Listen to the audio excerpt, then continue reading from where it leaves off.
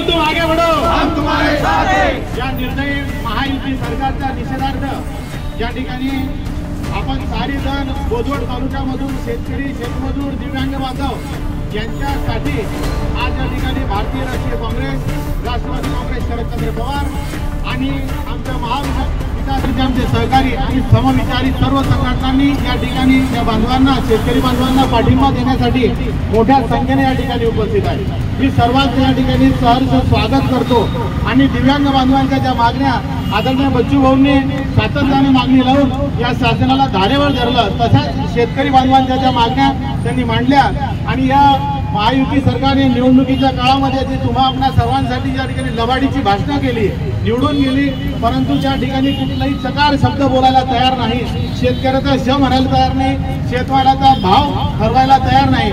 अशा परिस्थितीमध्ये जे आंदोलन आदरणीय बच्चू भाऊंनी साऱ्या महाराष्ट्रामध्ये हलवून सोडलेलं आहे। मित्रांनो, ज्या पद्धतीनं शिक्षक बांधवांनी आझाद मैदानावर आंदोलन केलं ते यशस्वी झालं, त्याच पद्धतीनं त्याच धर्तीवर आपण देखील ठिकठिकाणी या आंदोलनाचा भाग बनवून आपण आज बोदवडमध्ये आंदोलन छेडत आहोत। या ठिकाणी मोठ्या पद्धतीनं पोलीस बंदोबस्त आपल्यासाठी ठेवण्यात आलेला आहे की अनुचित प्रकार घडणार नाही। तुम्ही या निमित्तानं विनंती करेल संबंध पोलीस बांधवांना की अपंग बांधव, दिव्यांग बांधव आणि शेतकरी हा तुम्हा आपल्या सर्वांचा एक कणा आहे, तो कुठल्याही पद्धतीचं अनुचित वर्तन या ठिकाणी करणार नाही, शांततेनं आंदोलन राहणार आहे।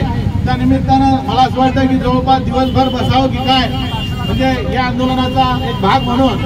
परंतु आमच्या सर्व सहकाऱ्यांनी सांगितलं की आरोग्याच्या समस्या असतात, लोकांची धावपळ असते, शेतमालाचं काही असतं, त्या निमित्तानं आपण प्रतिकात्मक निषेध म्हणून या ठिकाणून आपण आता तहसीलला जाणार आहोत। या ठिकाणी माझी विनंती असेल शेतकरी संघटनेचे आमचे नेते